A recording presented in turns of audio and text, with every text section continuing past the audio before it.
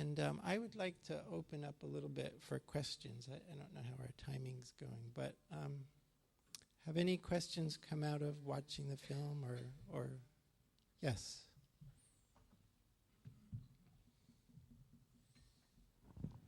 Could you go into a little bit of why you felt you had to destroy your body of art? Yeah. Well, I didn't know the form the journey would take. I mean, if you even look at the history of art, it's not such a stretch to take art to a conceptual level. It has already happened in art. So even in terms of art, it's not such a stretch.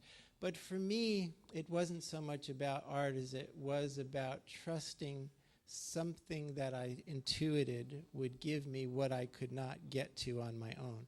And after fasting for a month, it became really clear that I could keep doing what I was doing. And art in the 70s, certainly in Soho, New York, I mean, artists could do no wrong. It was the glaring, screaming illusion that everyone agreed with. And it was there that I actually made that leap.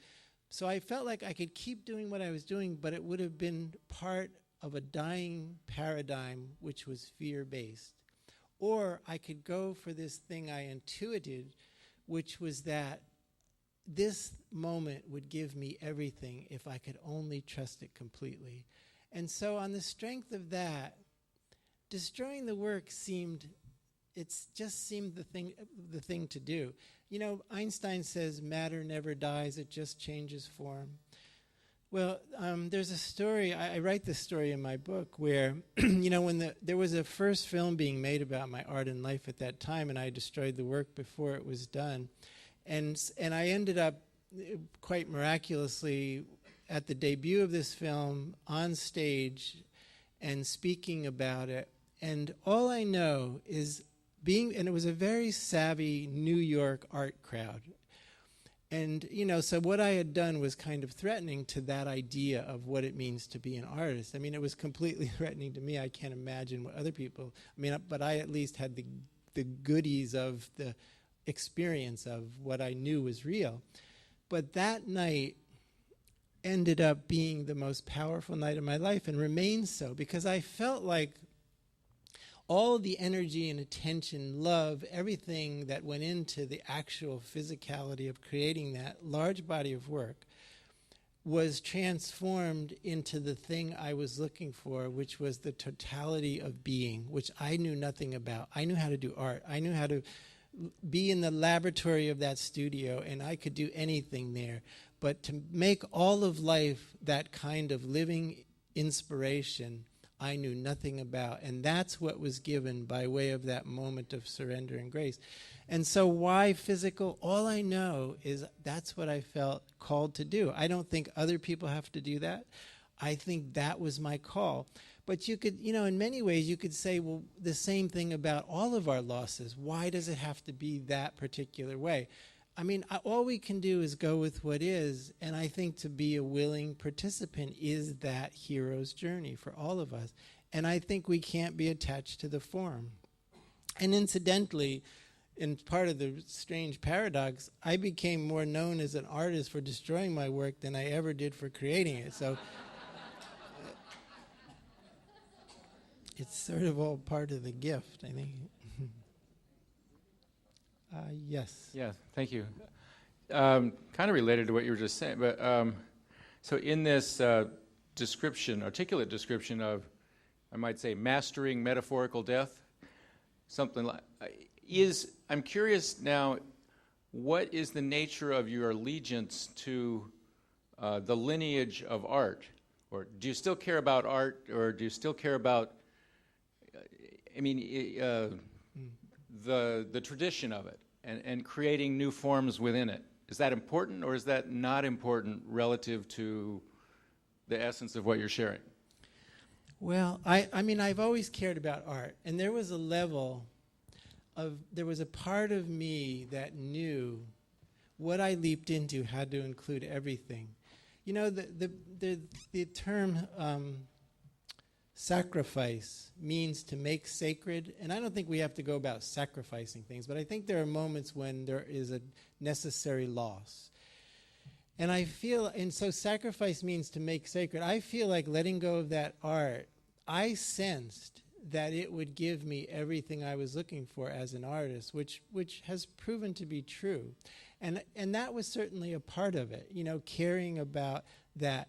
And again, if you look at art history, art has been sort of heading towards heaven. I mean, you went from very literal, from literalism. If you look at the sort of the progression, getting more abstract, more dreamlike, conceptual, in retrospect, at that level, it even made a kind of sense. Although I can't say that's why I did it. It wasn't just art. I needed everything. I needed all of my life to be inspired. And I knew it would bring my art into it as well. So I do care about it. I feel like I have a sense of art history. I feel like there's something that, the pulse is alive and well. And I think art has always made radical leaps from the known. And, and I think we're at a place where, art expresses the zeitgeist, the spirit of the time. What I see in retrospect, even now doing these boxes that I do, I don't know if they were shown in this part of the film. I didn't watch it this time around. But they're very coffin-like. I have this whole new series, that are very coffin-like.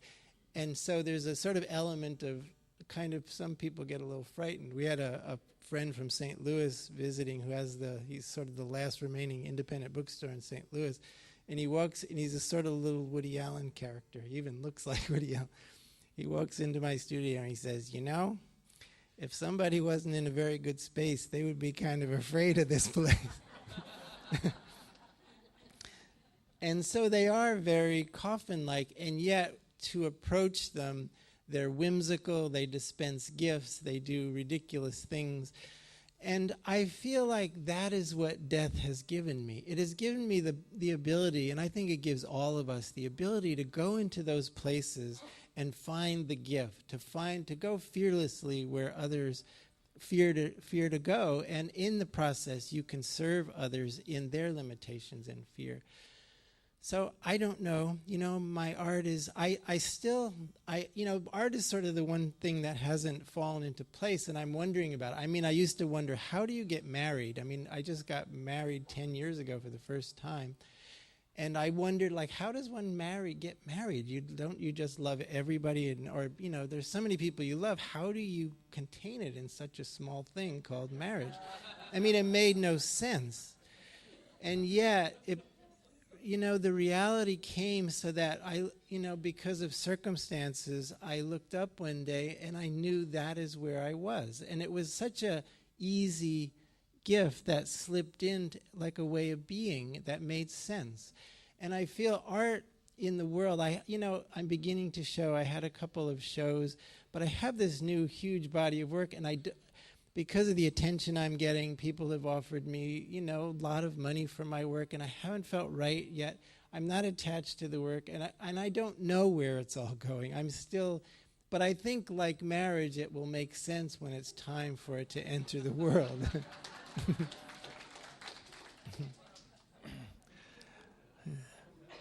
I understand the feeling of surrender, moment to moment to moment to moment in love, and sort of arriving at the indiscriminate